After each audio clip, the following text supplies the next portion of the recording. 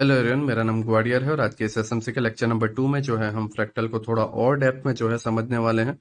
Fractal के lecture number 1 में जो है हमने ये समझा था कि फ्रैक्टल क्या होता है, फ्रैक्टल को किस तरीके से जो है हम चार्ट में देख सकते हैं, मार्केट में फ्रैक्टल नेचर क्या है एंड हमारे आसपास के नेचर में फ्रैक्टल नेचर क्या है एंड दोनों क्यों जरूरी है समझना, क्योंकि ये दोनों जो है चार्ट में एक दूसरे के साथ जो है मेल खाते हैं। ठीक है, चार्ट में जो है फ्रैक्टल नेचर की तरीके से जो है प्राइस मूव करता है। टाइम फ्रेम सभी के अलग अलग होते हैं, बट अगर आप उनके शेप को देखोगे, प्राइस के चलने के ढंग को देखोगे, तो दोनों जो है सेम होते हैं। ठीक है, आप जितना दूर से देखोगे आपको वैसा ही नजर आएगा जितना नजदीक से देखने वाले हो। ठीक है, शेप हमेशा सेम ही रहने वाला है। जस्ट चेंज हो रहा है तो वो है साइज और दूसरा है टाइम। ओके, तो कुछ काफ़ी जल्दी हो जाता है, कुछ काफ़ी जो है लेट होता है। ये सारी चीज़ों को जो है हमने समझने की कोशिश की थी। साथ ही साथ जो है हमने ये समझा था कि ऑर्डर ब्लॉक जो है, ऑर्डर ब्लॉक एक स्प्रिंग की तरह वर्क करता है। वो ज़्यादा प्रेस नहीं होता, वो एक टाइट स्प्रिंग की तरह है जिसके अंदर जो है कम फोर्स के वजह से, क्योंकि प्राइस ऊपर से नीचे आ रहा होता है या नीचे से ऊपर जा रहा होता है, डिपेंड करता है कि प्राइस कौन से डायरेक्शन के बायस में है। बट पीओवाई पे जैसे ही प्राइस आता है, वो आते आते वीक हो जाता है और उसकी इतनी स्ट्रेंथ नहीं होती कि वो ऑर्डर ब्लॉक को प्रेस कर पाए। एफवीजी को दबा पाता है बट ऑर्डर ब्लॉक को ज़्यादा प्रेस नहीं कर पाता, जिसके वजह से जो है ऑर्डर ब्लॉक उसको ऑपोजिट डायरेक्शन में जो है फेंक देता है। अगर वो जेन्युइन पीओवाई है, तो अगर वो फेक पीओवाई है तो वो ऑर्डर ब्लॉक दबता जाएगा एंड फिर सडनली जो है ऑर्डर ब्लॉक टूट जाएगा। जेन्युइन ऑर्डर ब्लॉक है वो ज़्यादा नहीं दबेगा एंड वो फिर जो है प्राइस को ऑपोजिट डायरेक्शन में फेंक देगा। साथ ही साथ हमने यहाँ पर ये भी समझने की कोशिश की थी कि हमारे पास दो पीओआई हो तो कौन से पीओआई को लिया जाए। क्या हमने स्प्रिंग नेचर की वजह से जो है समझने की कोशिश की थी, वो भी इस लॉजिक के साथ। ओके, तो लेक्चर 1 में जो है हमने काफ़ी कुछ क्लियर किया है, काफ़ी कुछ चीज़ों को जो है हमने समझा है। अब लेक्चर 2 पर जो है हम आते हैं, जो कि है स्ट्रक्चर के ऊपर। नाउ, पहले लेक्चर में जो है हमने जब बेस को क्लियर किया, बेस को जो है हमने क्रिएट किया, तब हमने देखा कि स्टेप 1 में था डेली टाइम फ्रेम के अंदर एक पीओआई निकालना, स्टेप 2 में था प्राइस जो है वहां पर टैप करना है तो उसके अंदर 4 आवर या 1 आवर के अंदर जो है हमें रिफाइन करके एग्जैक्ट जोन फाइंड करना। एंड स्टेप 3 में था 15 मिनट में एंट्री। ये था डिस्प्लेसमेंट को कैप्चर करने के लिए। ऐसा नहीं है कि डिस्प्लेसमेंट आ जाए और उसके बाद 4 आवर निकालना है, वो अलग प्रोसेस है। वो प्रोसेस है पुलबैक आने के बाद प्राइस को कंटिन्यू में कैप्चर करना।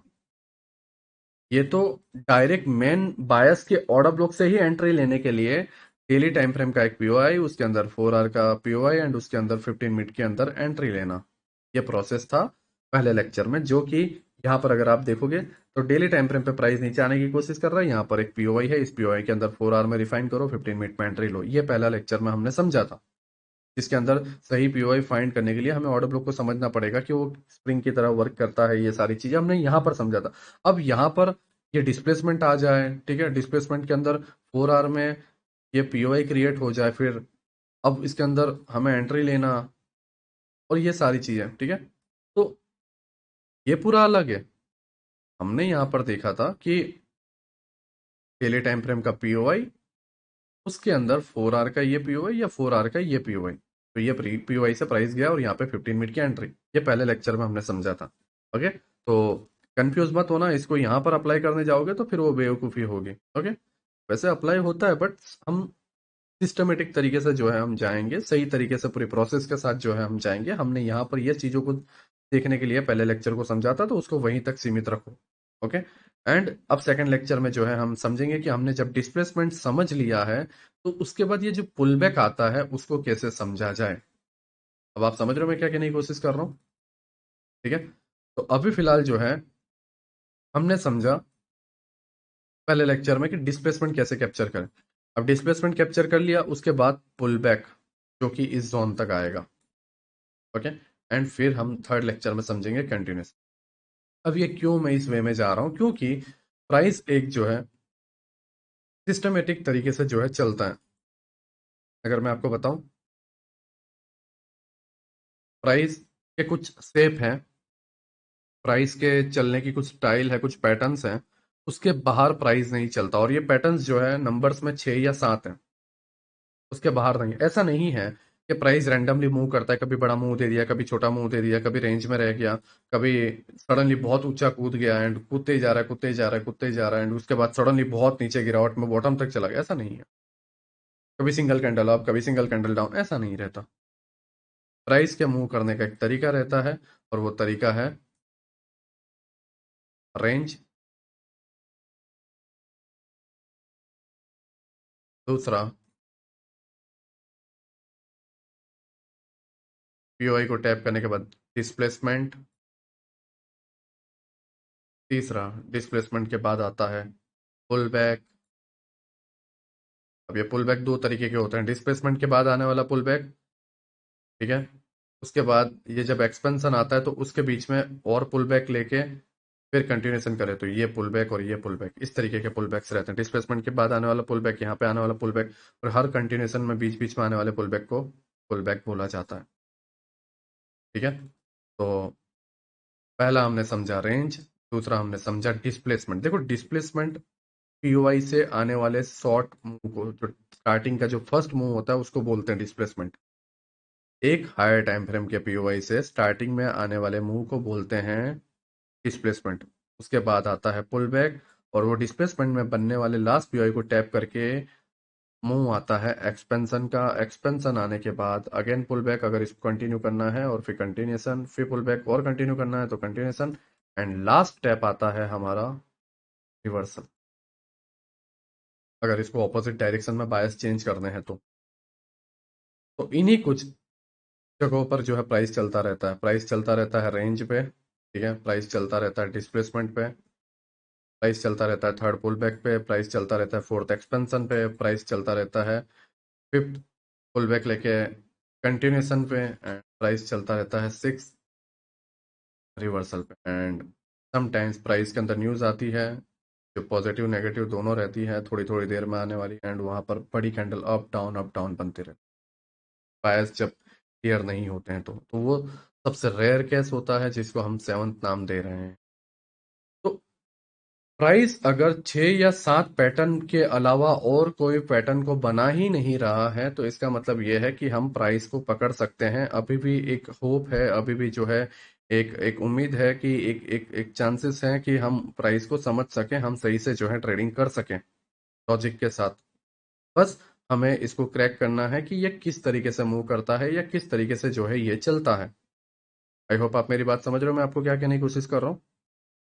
मैं आपको ये बताने की कोशिश कर रहा हूँ कि जो कुछ भी आप कर रहे हो वो रैंडम नहीं है, वो ऐसा नहीं है कि कभी भी कैसे भी मूव कर रहा है, नहीं, उसका एक तरीका है। और मैं चाहता हूं कि आप रैंडमली या आप ब्लाइंडली जो है बिलीव करने की जगह आप समझो कि मैं आपको क्या कहने की कोशिश कर रहा हूं, साथ ही साथ आप ये समझो कि प्राइस ऐसा करता क्यों है और प्राइस इसके बाद क्या करेगा।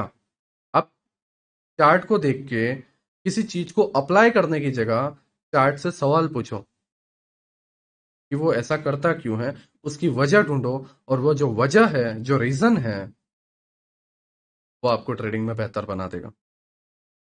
सबको अलग अलग वजह मिलेगी, जब सवाल खड़े होंगे तभी जवाब मिलते हैं। लेकिन हम सवाल खड़े होने ही नहीं देते, क्यों? क्योंकि हमें किसी ने सिखाया है, हम उसको अप्लाई करने की कोशिश करते हैं, उसका यूज नहीं होता तो हम किसी और का अप्लाई, फिर तीसरा अप्लाई, फिर हम इंडिकेटर लगा देखते हैं और अपने माइंड को एक इस लेवल तक पहुंचा देते हैं कि हम सवाल करना ही बंद कर देते हैं, एंड हम फिर बोलते हैं कि प्राइस रैंडम है, प्राइस जो है गैम्बलिंग के तौर पे जाता है, एंड ब्ला ब्ला ब्ला, 100 तरीके की। ओके, तो आई होप आप मेरी बात को समझ गए। हम अभी भी इन सारी चीज़ों को जो है समझ सकते हैं, एंड मेरा वही मेन गोल है कि मैं तुम्हें वो सारी चीज़ें जो है समझाऊं। ओके, अब हम यहाँ पर आते हैं डेली टाइम फ्रेम, सारी चीज़ें रिमूव कर रहा हूँ। डेली टाइम फ्रेम के पीओआई को हमने मार्क किया, जो कि हमने लेक्चर 1 में समझा था। उसके अंदर हमने समझा था कि जब दो पीओआई मिले तो दो में से कौन सा लेना है। हमने पहला लिया, क्यों? क्योंकि पहला डबल पीडी अरेस है और दूसरा ऑर्डर ब्लॉक के अंदर है। देखो समटाइम्स ऑर्डर ब्लॉक के अंदर रहने वाला पहला पीओआई है तो इसका मतलब ये नहीं है कि वो स्ट्रांग है, साथ ही साथ उसके स्ट्रांग रहने के लिए प्लस पॉइंट होने चाहिए, वो है इस एफईजी के साथ वो ओवरलैप कर रहा है मिटिगेशन। तो मिटिगेशन एफईजी के साथ ओवरलैप कर रहा है फर्स्ट, वो दूसरा ऑर्डर ब्लॉक के रेंज के अंदर है वो, यहाँ पर क्या है, जस्ट ऑर्डर ब्लॉक है जो कि एक ऑर्डर ब्लॉक के रेंज के अंदर है, वो एक ही पॉइंट है इसके पास, लेकिन ये ओवरलैप कर रहा है, सेकंड पॉइंट है। ओके, रैंडमली जस्ट एक नॉर्मल यहाँ पर सिंपल ऑर्डर ब्लॉक होता ना इस जगह पे, तो मैं इस कैंडल को नहीं लेता, मैं लेता नीचे की पॉइंट को, क्योंकि वो लास्ट पार्ट था।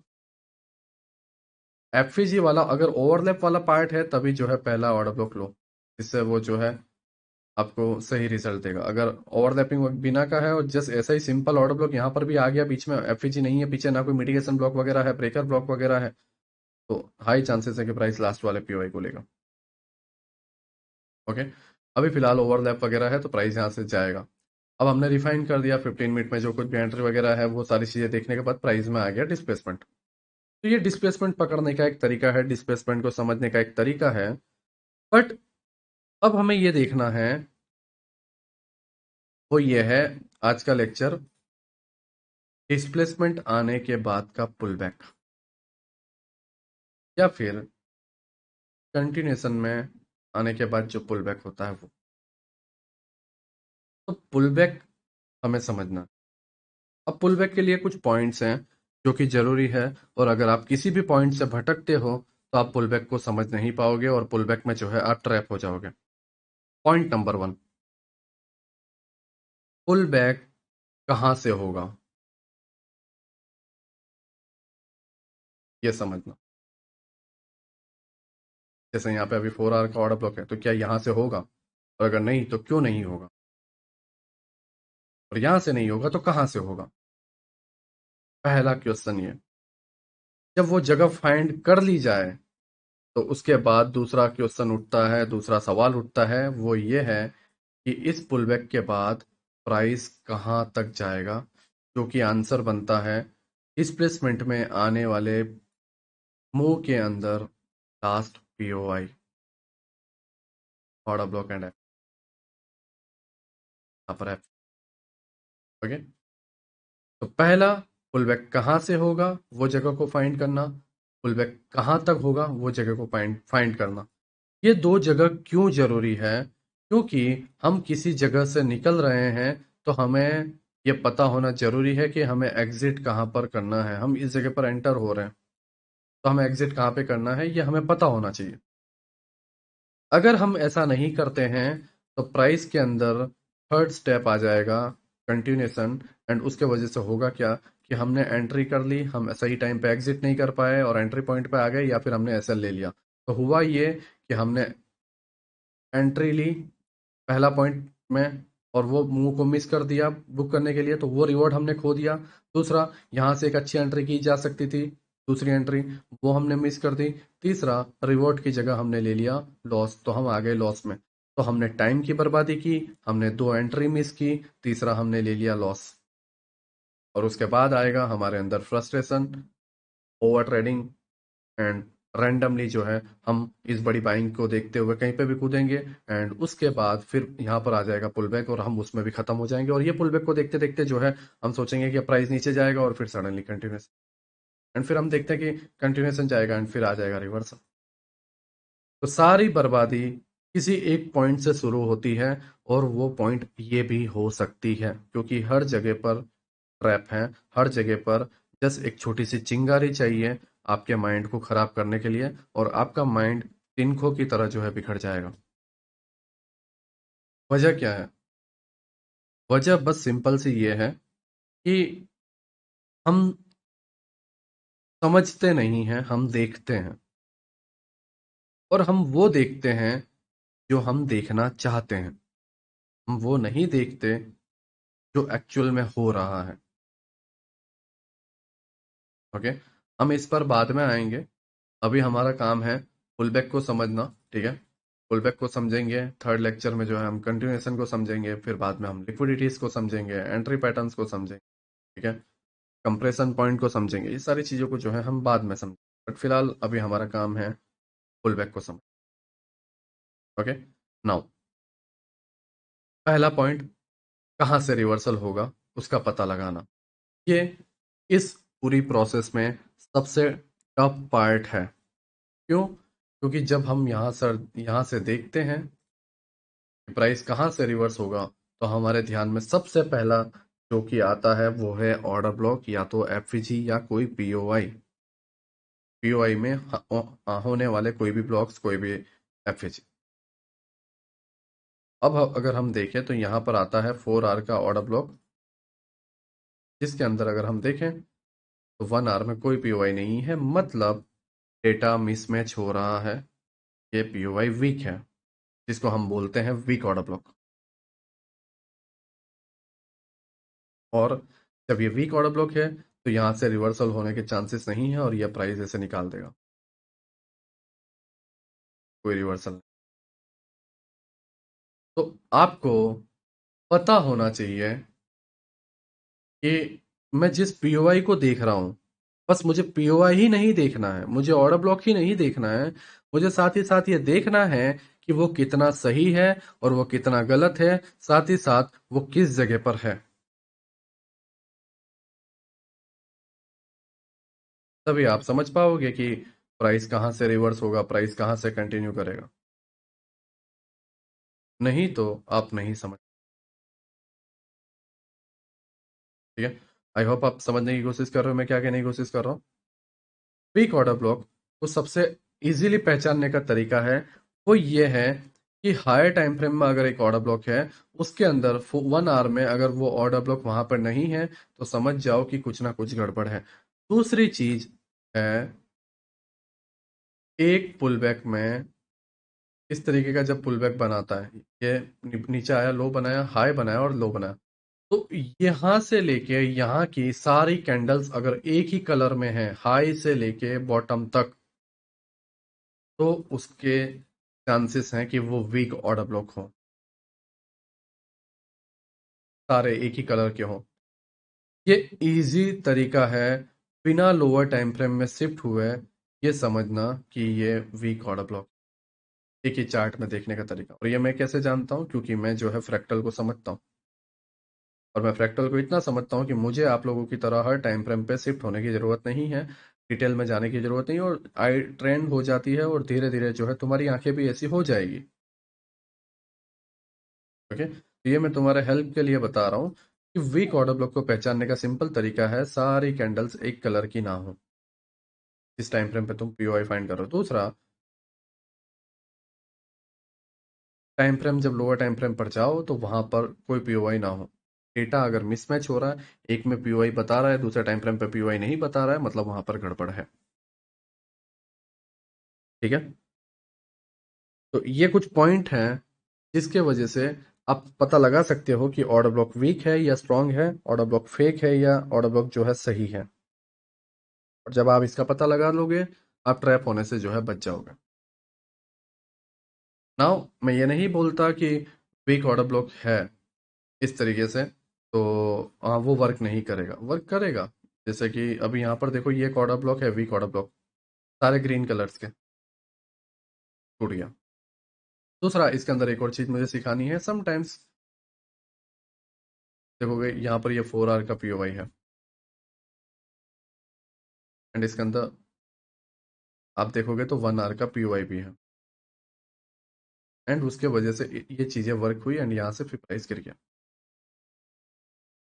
बट प्राइस हाई तक नहीं गया। इसका सहारा लिया इसने, 1 आर में पीओआई है, मतलब इसमें डेटा मिसमैच नहीं हुआ। 4 आर के अंदर 1 आर का पीओआई है, डेटा मिसमैच नहीं हुआ, चाहे कलर एक जैसे थे। तो इसने क्या किया, फिर भी इसको तोड़ा, लेकिन एक तरीके से एक पैटर्न यूज किया, वो ये है कि ये पीओआई को टैप करके मैं ऊपर तक मुंह दे देता हूँ और यहाँ से गिर जाता हूँ, जिससे लिक्विडिटी रिफ्यूलिंग हो और प्राइस नीचे जाए। तो इस पूरी जर्नी में आपको ये पता होना जरूरी है कि एक्चुअल में प्राइस जो है नीचे जाना चाहता है, तभी आप यहां से यहां तक का पुलबैक पकड़ोगे और फिर ये कंटिन्यूएशन पकड़ोगे। पुलबैक पकड़ने के लिए पहले पता होना चाहिए प्राइस जाना कहाँ चाहता है। अभी हम यहाँ पर पुलबैक फाइंड कर रहे हैं, लेकिन हम जानते हैं ऑलरेडी कि प्राइस ऊपर जाके ये पुलबैक लिया और फिर जाना तो ऊपर ही चाहता है, हम ये जानते हैं। तो बायस हमें पता होना जरूरी है। अगर आप बायस नहीं जानोगे तो आप रैंडमली कहीं पर भी पुलबैक ढूंढ रहे हो तो वो बेवकूफी है। आपको परफेक्ट होना है, तो तुम्हें ये सारी चीजें पता होना जरूरी है। अगर परफेक्ट नहीं होना है, गैम्बलिंग करना है, तो फिर इसमें इतना दिमाग लगाने की जरूरत नहीं है। टाइम क्यों बर्बाद कर रहे हो? जो कर रहे हो वो सही कर रहे हो तुम। ओके। अब यहाँ पर अगर आप देखोगे, आई से लो, आई से लो, आई से लो, सभी में सारे एक कलर की कैंडल्स हैं, लेकिन इनके पीओआईज एकदम परफेक्टली वर्क कर रहे हैं। ये पीओआईज एकदम परफेक्टली वर्क कर रहे हैं। बट यहाँ पर ऐसा क्या हुआ कि यहाँ पर सारे एक कलर की कैंडल थी, लेकिन ये पीओआई वर्क नहीं कर पाया और टूट गया। यहाँ पर तो सारी एक कलर की कैंडल थी, लेकिन ये ऑर्डर ब्लॉक वर्क कर गई। यहाँ पर सारे एक कलर की कैंडल थी, लेकिन फिर भी ये ऑर्डर ब्लॉक वर्क कर गया, एडवांस ऑर्डर ब्लॉक। यहाँ पर सारी एक कलर की कैंडल थी, फिर भी ये ऑर्डर ब्लॉक वर्क कर गया। क्यों? क्योंकि ये आपके बायस के सपोर्ट में है, और यही वजह है कि आप वीक ऑर्डर ब्लॉक, सही ऑर्डर ब्लॉक को समझ नहीं पाते हो। वीक ऑर्डर ब्लॉक का ये मीनिंग नहीं है कि सारे एक कलर की कैंडल्स होना ही, साथ ही साथ उसके अंदर डेटा मिसमैच होना चाहिए। मतलब 4 आवर या 1 आवर में, या आप किसी हाई टाइम फ्रेम पर देख रहे हो, सारी एक ही कलर की कैंडल्स है, ग्रेट, आप देख रहे हो, लेकिन उसके अंदर क्या पीओआई है 1 आवर के? 4 आवर में पीओआई दिख रहा है जिस टाइम फ्रेम पे आप देख रहे हो, लेकिन 1 आवर में पीओआई है नहीं है। Okay, weak order block. But sometimes अगर उसके अंदर पीओआई नहीं भी होगा 1 आवर में, फिर भी वो वर्क कर जाता है। क्यों? क्योंकि वो आपके बायस के सपोर्ट में है। बट मोस्ट केसेस में ये होगा कि 4 आवर में पीओआई है और 1 आवर में पीओआई निकल ही जाएगा। रेयरली ऐसा होगा कि 1 आवर में पीओआई नहीं होगा, डेटा मिसमैच हो रहा होगा, फिर भी वर्क करेगा। बट मोस्ट केसेस में जो है डेटा मिसमैच नहीं करेगा। बट डेटा मिसमैच करे या ना करे, जरूरी यह है कि आपका बायस कहां पर है। अगर आप देखोगे यहाँ पर डेली टाइम फ्रेम पर एक ऑर्डर ब्लॉक एफजी है, प्राइस ऑर्डर ब्लॉक एफजी को टैप करके इस ऑर्डर ब्लॉक पे जा रहा है, मतलब टॉप से बॉटम पे जाने की कोशिश कर रहा है प्राइस। और जब प्राइस टॉप से बॉटम पे जाने की कोशिश कर रहा है, तो प्राइस नीचे जा रहा है, नीचे मैग्नेट है, और जब नीचे मैग्नेट है तो प्राइस इसको क्यों तोड़ेगा? इसका सपोर्ट लेगा, वो चाहे वीक ही क्यों ना हो। बस वो रीजन ढूंढता है, उसको छोटा सा रीजन चाहिए। कभी कभी होता है ना कि लोग ये बोलते हैं कि मुझे जो है या तुम्हें जो है सिर्फ लड़ाई की एक वजह चाहिए, और उसके बाद जो है तुम बस लड़ना स्टार्ट कर देते हो। वजह है एक नॉर्मल, एक टेम्पररी वजह है, जिसके थ्रू जो है आ, उसे रीजन मिल जाता है कि प्राइस जो है उस डायरेक्शन में जाए। आप समझ रहे हो मैं क्या कहने की कोशिश कर रहा हूँ? 1 आवर में पीओआई है, 4 आवर में पीओआई है, लोअर टाइम फ्रेम में पीओआई है, कोई भी पीओआई हो, वो वीक ऑर्डर ब्लॉक भी क्यों ना हो, ठीक है, कैसा भी पीओआई क्यों ना हो, जिसकी प्रोबेबिलिटी ना के बराबर भी क्यों ना हो, अगर वही एक लास्ट ऑप्शन बचा है तो प्राइस उसको लेके बायस की तरफ चला जाएगा, नहीं तो एंड में लिक्विडिटी लेके चला जाएगा। तो बायस स्ट्रॉन्ग ऑर्डर ब्लॉक के अगेंस्ट में होंगे ना, तो स्ट्रॉन्ग ऑर्डर ब्लॉक भी टूट जाएगा। और बायस अगर वीक ऑर्डर ब्लॉक के सपोर्ट में होगा ना, तो वीक ऑर्डर ब्लॉक भी वर्क कर जाएगा। बायस जरूरी है। आप समझ रहे हो मैं क्या कैसे करने की कोशिश, इसका मतलब ये है कि अब वीक ऑर्डर ब्लॉक हम नहीं समझे, नहीं, जरूरी है। अभी आप देखो बायस सबके हैं, लेफ्ट साइड में वीक ऑर्डर ब्लॉक बना, और हम यहां से सेल के लिए एंट्री लेते तो ट्रैप होते, लेकिन वीक ऑर्डर ब्लॉक पता था और बायस पता था, हमने ये नहीं सोचा कि पुल बैक यहां से आएगा, हम बच गए। और यही इसका बेनिफिट है। आप समझ रहे हो मैं क्या कहने की कोशिश कर रहा हूं? हर चीज को लॉजिक के साथ सोचो, समझ के साथ सोचो। एक अमाउंट लगा रहे हो, बहुत इजी है चीजें, बहुत इजी हैं ये सारी चीजें। इसको बहुत बेहतर तरीके से इस्तेमाल किया जा सकता है, और बहुत अच्छा अमाउंट बनाया जा सकता है, और बिना किसी फ्रस्ट्रेशन के, ठीक है, या बिना किसी दबाव या बिना किसी तनाव के जो है, हम एक अच्छे ट्रेडर बन सकते हैं। लेकिन हमारे अंदर पेशेंस होना जरूरी है, समझ होना जरूरी है, और हम अपने आप के ऊपर से कंट्रोल ना खोएं और सही तरीके से चीज़ों को देखें, ये ज़रूरी है। ओके। और अगर इसमें से कोई भी चीज़ मिसमैच हो रही है, हम तबाह हो जाएंगे। नाउ, आई होप आपको वीक ऑर्डर ब्लॉक और ये सारी चीज़ें समझ में आ गई हो। अब हम चलते हैं 4 आवर पे। अब हमने ये देखा कि ये वजह नहीं है पुल बैक की, तो अब पुल बैक कहाँ से किया जाए, कहाँ से पुल बैक आएगा? तो 4 आवर में इधर देखें, कोई ऑर्डर ब्लॉक है? हाँ, एक ऑर्डर ब्लॉक था ये वाला, जो कि टैप हो चुका है। तो यहाँ पर कोई पुल बैक, कोई ऑर्डर ब्लॉक है नहीं। तो इसी रेंज में हम रिफाइन कर लेते हैं। अगर कोई रिफाइन नहीं हुआ तो रेयर केस में हम जाएंगे इसके लिक्विडिटी, क्योंकि इसके अभाव भी ऑर्डर ब्लॉक नहीं है। तो फिर प्राइस क्या करेगा? अगर यहाँ पर लोअर टाइम फ्रेम पे कोई ऑर्डर ब्लॉक नहीं है तो प्राइस क्या करेगा? इसकी लिक्विडिटी लेगा और गिर जाएगा। ओके। तो अबाव लिक्विडिटी है, और यहाँ पर अगर हम रिफाइन करें 1 आवर में, 1 आवर में अगर हम देखें तो एक पीओआई था जो टैप हो चुका, उसके अलावा यहाँ पर भी कोई पीओआई नहीं है। अब हम और टेंशन में कि अब करें तो करें क्या? हम और लोअर टाइम फ्रेम पे, जो कि हमारा लास्ट टाइम फ्रेम रहेगा 15 मिनट। अब हम 15 मिनट में देखें, यहाँ पर एक हल्का सा पीओआई था जो कि टूट गया। और सबसे लास्ट पीओआई अगर हम देखें, यहाँ पर एक पीओआई था वो भी टूट गया। तो सबसे लास्ट पीओआई जो बचा है वो ये है, ये ऑर्डर ब्लॉक, जिसके अंदर ये ऑर्डर ब्लॉक है। और इसके अंदर अगर आप देखोगे तो ये एफवीजी है।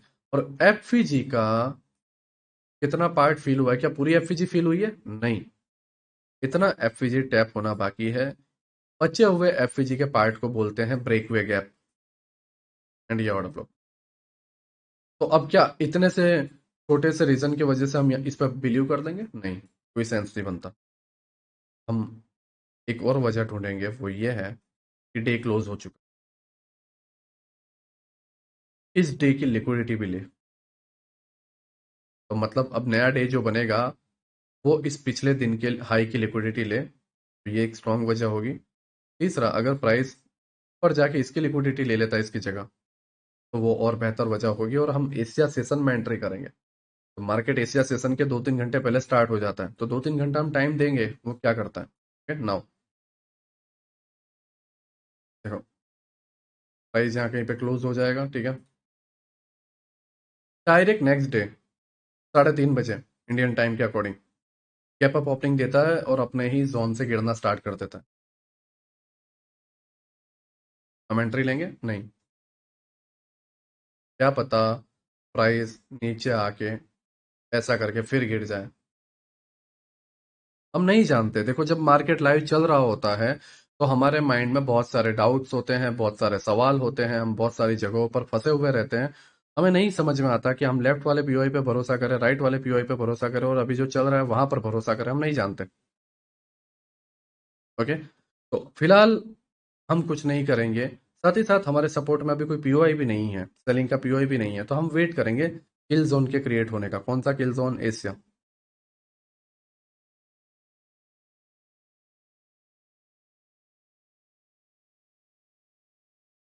अभी तक एशिया स्टार्ट नहीं हुआ, ठीक है।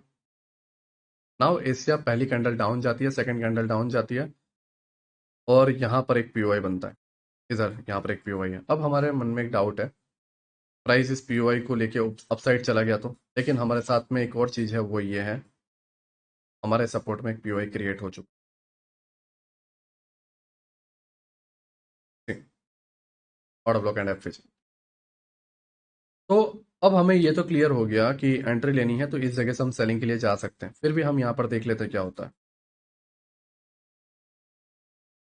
अब ये ऑर्डर ब्लॉक पे प्राइस आया, तो अब नीचे इसको डिफेंस करने के लिए कोई भी नहीं है। ये ऑर्डर ब्लॉक था, वो टैप हो चुका है, और टैप करने के बाद जो मूव आया उसमें नया ऑर्डर ब्लॉक बना नहीं, तो प्राइस 110% नीचे जाने की कोशिश करेगा। एंड नीचे हमारे बायस कहाँ पर है? 4 आवर में अगर हम रिफाइन करें, वो है इस एफ के पास, ठीक है।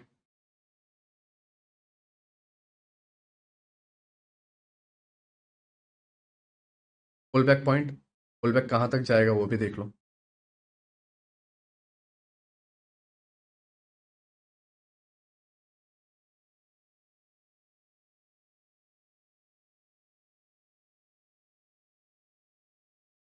पुल बैक पॉइंट तक, राइट। कुछ पॉइंट के लिए 25, ठीक है, 24 तक उसे जाना था, एक पॉइंट के लिए प्राइस ऊपर चला गया एंड फिर वापस रिट्रेस करना है। तो तुम्हें कहाँ पर उतरना है वो तुम्हें पता होना चाहिए। अगर तुम नहीं जानोगे तो तुम बायस से भटक जाओगे, और बायस से भटक जाओगे तो ऐसी बड़ी बाइंग देख के आप ये सोचोगे कि ओ मैंने आई थिंक मिस कर दिया, एग्जिट करना, शायद हमें यहीं पे निकल जाना चाहिए, और अभी प्राइस कंटिन्यूएशन करना चाहता है तो यहाँ से बाय करना चाहिए, और लोग बाय में बैठे हुए और उनके एसएल चले गए और फिर यहाँ से एक्चुअल बाइंग आई।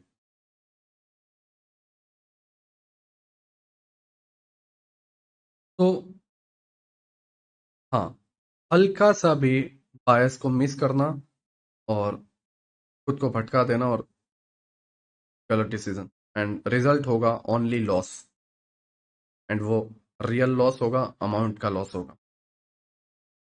क्यों? क्योंकि हमने बायस को सही से नहीं समझा, हमने बायस को जो है थोड़ा सा भटका दिया।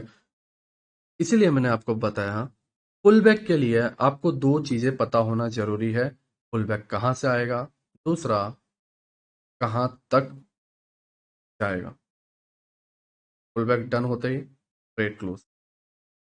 ओके, तो पुल बैक के प्रोसेस के लिए आपको ये दो चीजें पता होना जरूरी है। तीसरा, आपको सेशंस के अंदर एंट्री लेना जरूरी है। चौथा, आपको पता होना चाहिए weak order block, strong order block.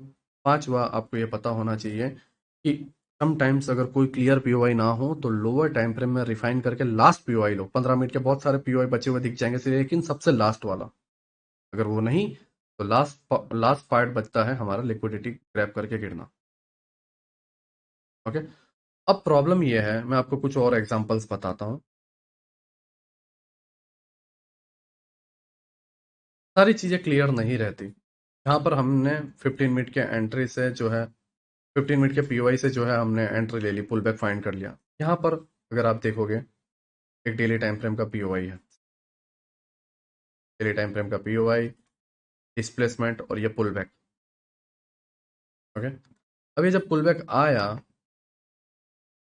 तो इसका पुल बैक देखो कहाँ से आया। क्या किसी 15 मिनट के पीओआई से आया? नहीं। कहाँ से आया? 4 आवर में मैं प्राइस को लेता हूँ अपने पिछले स्विंग के लिक्विडिटी को ग्रैब करके। आप अगर यहां पर देखोगे, वही लॉजिक, सारी कैंडल्स एक ही कलर की थी, क्लियर पीओवाई होने के बाद भी इसको तोड़ दिया गया, जैसे यहां पर तोड़ दिया गया था 4 आवर के पीओवाई को। क्यों? ऑर्डर ब्लॉक वीक है। अब ऑर्डर ब्लॉक वीक है तो या तो इसकी लिक्विडिटी ले ली जाए, या यहाँ के पीओवाई से गिरा जाए और प्राइस जो है यहाँ के ऑर्डर ब्लॉक या लिक्विडिटी को लेता है। तो तुम्हें ये समझना पड़ेगा प्राइस क्या करने की कोशिश कर रहा है। क्यों? क्योंकि प्राइस बॉटम से हाई तक गया। ओके, अगर आप देखोगे ये डिस्प्लेसमेंट, इसकी लेंथ देखो, 87 पॉइंट की डिस्प्लेसमेंट है, 86 पॉइंट की डिस्प्लेसमेंट है, और 86 पॉइंट का डिस्प्लेसमेंट डन करने के लिए इसको 16 घंटे लगे। वहीं इसी 16 घंटे में इसने जो है 86 पॉइंट की जगह पर मूव दिया तकरीबन 36.38 पॉइंट के आसपास का, या आई थिंक उससे ज्यादा टाइम है, 16 घंटे चलो मान लो, है ना, जिसके अंदर 36-37 पॉइंट का इसने मूव दिया। वहां पर उसी 16 घंटे में इसने 86 पॉइंट के आसपास का मूव दे दिया। और यहां पर अगर थर्ड एग्जांपल देखो, इस जगह पर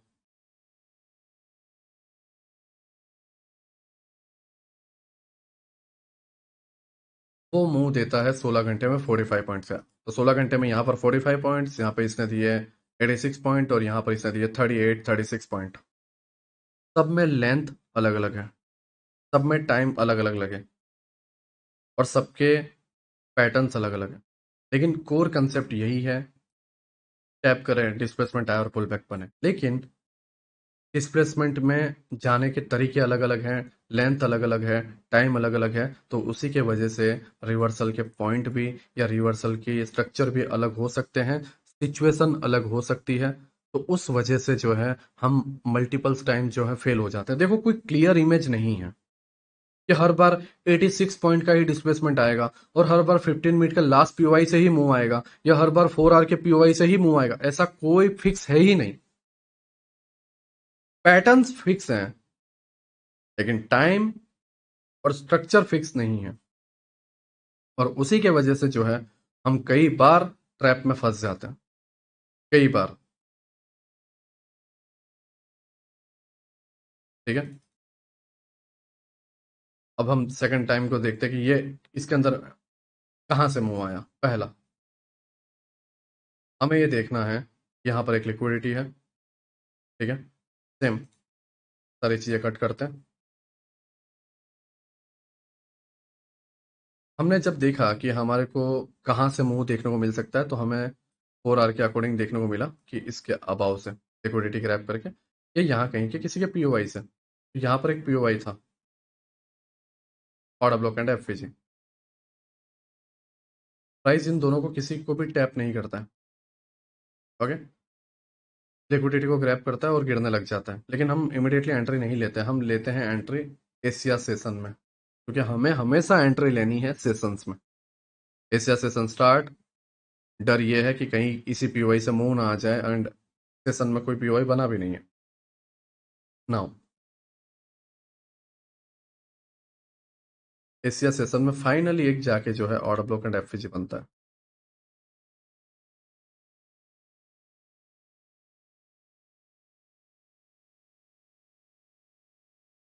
नाउ 15 मिनट में जो है अप साइड में एक पीओआई है, एंड अगर आप 1 आवर में देखोगे, 1 आवर में इस जगह पे पीओआई नहीं है, ये एक एफवीजी है एंड प्राइस यहाँ से नीचे अगेन डेटा मिसमैच। 15 मिनट में एक जगह पर पीओआई है, 1 आवर में उस जगह पे पीओआई नहीं है।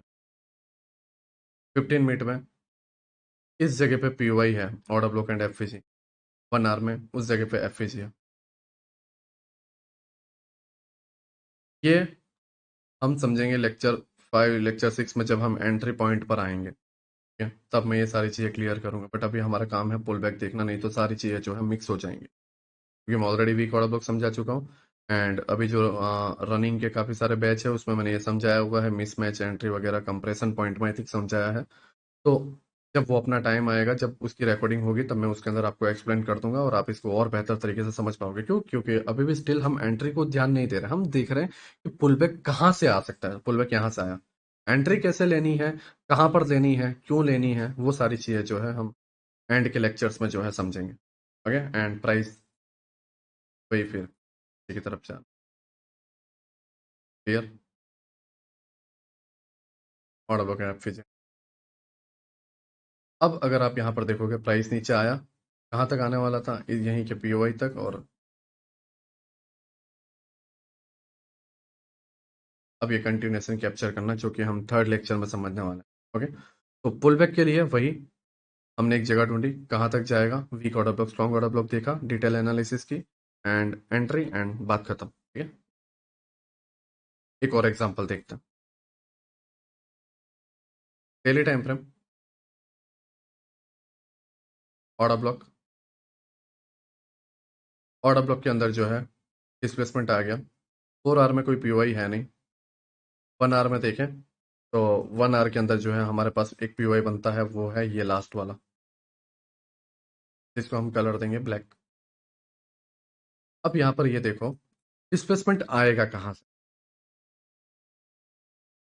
हमारे पास 1 आवर में ऊपर कहीं पर भी ऑर्डर ब्लॉक है नहीं, तो ऑर्डर ब्लॉक कहाँ पर है, ये एक ऑर्डर ब्लॉक, एंड इसके नीचे हमारा एफवीजी, एंड ये एफवीजी साथ ही साथ इस ब्लॉक के साथ जो है ओवरलैपिंग में भी है, तो ये डबल पीडीआरएस हुआ। 4 आवर में अगर इसी जगह पर देखें तो हाँ, यहाँ पर एक स्ट्रॉन्ग मिटिगेशन है एफवीजी के साथ, इसके अलावा 4 आवर में भी यहाँ पर ऊपर ऑर्डर ब्लॉक नहीं है, तो यही एक जगह है जो कि स्ट्रॉन्ग है, जहाँ से हमें रिजेक्शन देखने को मिल सकता है। और अगर आप देखोगे वहाँ से पुल बैक आता है, अगेन हम आते हैं 15 मिनट में,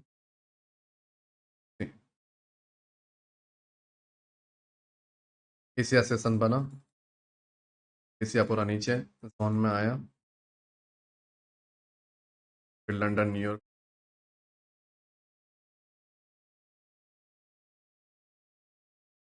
लंदन भी अप साइड, न्यूयॉर्क। एशिया पूरा down side.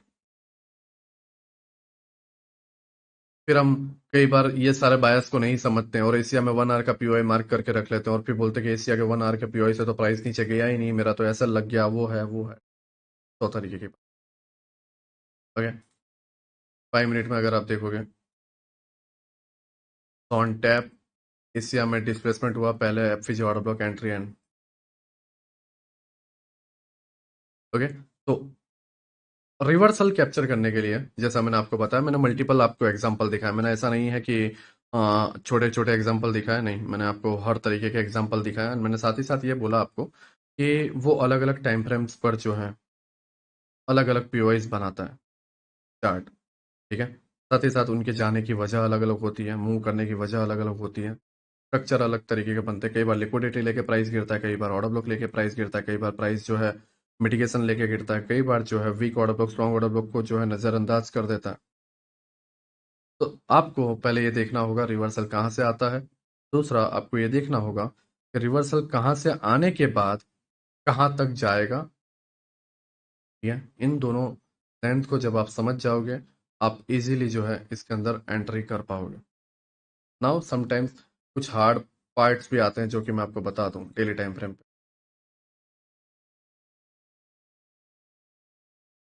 Daily time frame का ये ऑर्डर ब्लॉक है,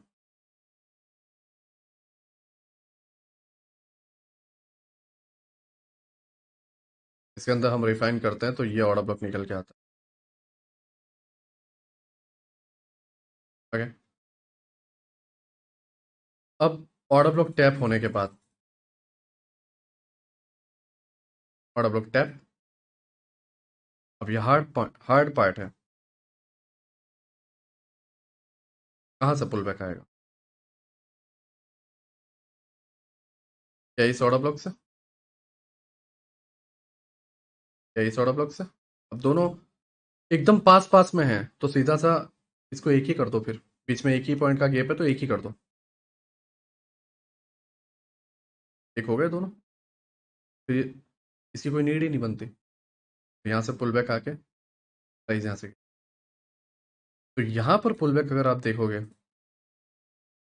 तो सिर्फ 10-12 पॉइंट का हमें मिला।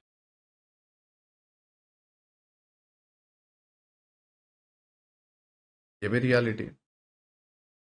अब यहाँ पर सिचुएशन को समझते कि हुआ क्या। देखो, लेंथ बहुत कम है, ऑलरेडी ये यहाँ तक जा चुका है, डिस्टेंस बहुत कम है, यहाँ से बस इधर ही जाना है। तो पुल बैक इतना बड़ा नहीं आएगा क्योंकि यहाँ से यहाँ तक डिस्प्लेसमेंट ही छोटा मिला, तो पुल बैक क्या बड़ा मिल जाएगा।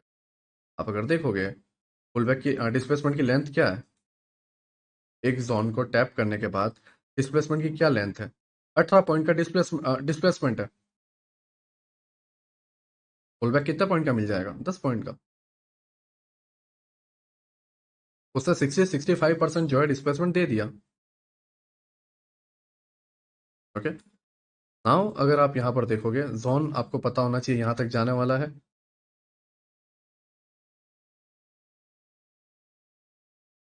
लिक्विडिटी ग्रैब किया,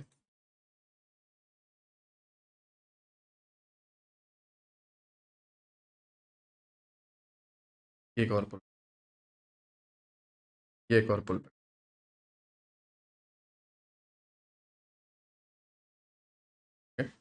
बट इसी पे ज्यादा ध्यान दो, धीरे धीरे जो है फिर बाद में आप इस पे जाना। ये सबसे हार्ड और सबसे टफ पार्ट, दोनों स्विंग की लिक्विडिटी ग्रैब करना, एंड ग्रैब करने के बाद एडवांस ऑर्डर ब्लॉक तक जो है मूव दे, फिर वहां से गिर जाना। ओके। तो आपको स्ट्रक्चर हमेशा एकदम इजी नहीं मिलेंगे, आपको स्ट्रक्चर हमेशा आपको टफ नहीं मिलेंगे, या हमेशा आपको एवरेज नहीं मिलेंगे, बदलते रहेंगे। हमेशा आपको सिचुएशन एक जैसी नहीं मिलेगी, एंट्री पैटर्न एक जैसे नहीं मिलेगी, नहीं, बदलता रहेगा, बदलता रहेगा। लेकिन कोर कंसेप्ट यही है कि डिस्प्लेसमेंट आने के बाद पुल बैक आना, एंड उस पुल बैक को कैसे कैप्चर करना है वो हमें आना चाहिए। जब हम कोई मूवी देखते हैं वॉर वाली, जिसके अंदर जो है कोई हीरो गन चलाता है, या कोई ओल्ड मूवी देखते हैं जिसमें ओल्ड फाइट होती है तलवारों के थ्रू, तो स्वॉर्ड्स वो निकालते हैं, तलवार को निकालते हैं एंड लड़ने के लिए जाते हैं।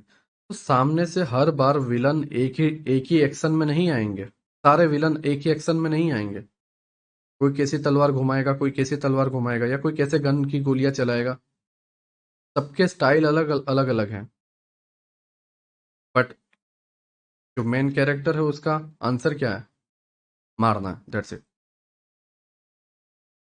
ये तो पता है कि मारने ही आ रहा है, हमें हमारे ऊपर हमला हो रहा है, ये बेसिक कोर कंसेप्ट है कि हमारे ऊपर हमला हो रहा है और हमें मारना है। लेकिन हमला किस तरीके से हो रहा है और मारना किस तरीके से है, ये जरूरी है। यहाँ पर जब तुम देखोगे कि किस तरीके से आपके ऊपर अटैक हुआ है, तो उसी के हिसाब से जो है आप उस अटैक को जो है रोकोगे और उसका रिप्लाई दोगे। आई होप आप मेरी बात समझ गए, मैं आपको क्या कहने की कोशिश कर रहा हूँ। यहीं पर जो है हम फ्रैक्टल के लेक्चर नंबर 2 को जो है क्लोज करते हैं, एंड हम मिलते हैं लेक्चर नंबर 3 में, जहाँ पर हम समझेंगे कंटिन्यूस। ठीक है। देखो, ये स्टिल मैं अभी भी बोल दूँ, ये इतना ईजी नहीं है, क्योंकि कहाँ से पुल बैक होगा ये पहचानने के लिए स्किल्स चाहिए। एक्चुअल में एनालिसिस करते आना चाहिए। बारीकियों पे ज़्यादा ज़रूरी है नज़र रखना। Weak order block, strong order block, inside bar candles, fake order blocks, बहुत तरीके की चीज़, liquidities, time, previous day high, previous day low, structure, news, length, बहुत सारी चीज़ें। और हर तरीके को मैं आपको ये बोलता हूँ, आप पहली बार में सक्सेसफुल नहीं होगे, लेकिन आप बार बार बार बार बार बार एक चीज पे डटे रहते हो, तब तक जब तक आप हार ना मान जाओ, या फिर बेहतर यह है कि आप तब तक डटे रहो जब तक आप जीत ना जाओ। लेकिन जीतोगे तब, जीत या हार तब फाइनल होती है जब आप जो प्रोसेस कर रहे हो, जो लड़ाई कर रहे हो, जितना टाइम बर्बाद कर रहे हो, उसके अंदर इम्प्रूवमेंट लाओ, तभी आप जीत पाओगे। नहीं तो हार पक्की है। एक ही गलती को बार बार दोहराना, बार बार दोहराना, एंड आप देखोगे result same same same same, और वो सेम रिजल्ट होगा, हारना। तो आपके स्ट्रगल पीरियड में तुम जो गलती कर रहे हो उसको मत दोहराओ। जो चीज़ों को सीख रहे हो उसको नोट डाउन करो एंड इम्प्रूवमेंट लाते जाओ। मैं ये नहीं बोल रहा कि पहले ही बार में ही आप पुल बैक कैप्चर करना समझ जाओगे कहाँ से पुल बैक आएगा। नहीं, मैं नहीं बोलता मैं आप लोगों को। हाँ, मैं तुम्हें कभी बोलूंगा। बट हाँ, मैं ये बोलता हूँ कि 10वीं बार जब आप पुल बैक को कैप्चर करोगे, तो पहली बार से लाख गुना बेहतर और बहुत इजीली कर पाओगे। जब आप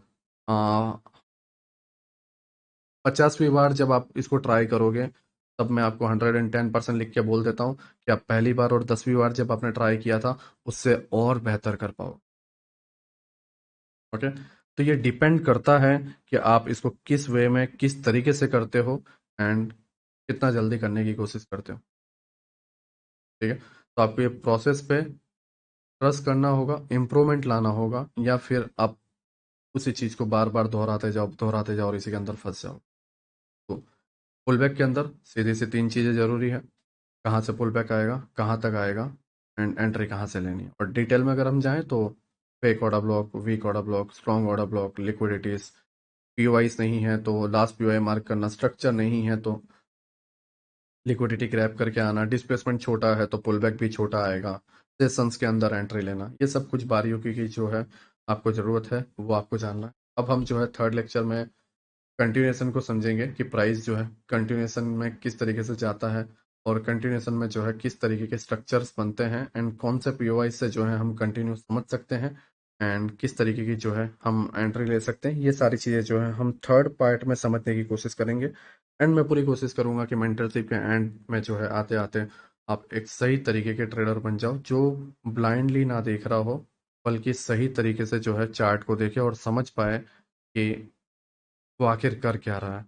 एंड जब उसे पता होगा कि वो क्या कर रहा है, तो वो उसको और बेहतर तरीके से कर पाएगा एंड रिजल्ट को ला पाएगा। बट अगर नहीं पता कि वो क्या कर रहा है, तो आपको हर बार रिजल्ट जो है गलत तरीके का। ठीक है। आई होप आप मेरी बात समझ गए मैं क्या कहने की कोशिश करता हूँ। ठीक है, तो लेक्चर 1 में जो है हमने फ्रैक्टल के बेस को समझा, लेक्चर 2 में जो है हमने पुल बैक को समझा, लेक्चर 3 में जो है हम कंटिन्यूएशन को समझेंगे एंड उसके बाद जो है लिक्विडिटीज, फिर बाद में जो है एंट्री पैटर्न्स की तरफ बढ़ेंगे एंड फिर एंड में जो है हमको क्लोज। मैं यहाँ पर इस लेक्चर को क्लोज कर रहा हूँ। लेक्चर नंबर 3 के लिए जो है मैं आपको वीडियो अपलोड कर दूंगा, वो भी जो है आपको फोल्डर में देखने को मिलेगा। ठीक है, धीरे धीरे हम सारी रिकॉर्डिंग प्रोवाइड कर देंगे। Lecture 3, lecture 4, lecture 5, total lecture 10 तक जाएंगे एंड फिर यहाँ कर देंगे। ओके, नाउ मैं यहाँ पर क्लोज कर रहा हूँ, मिलते हैं लेक्चर 3 में।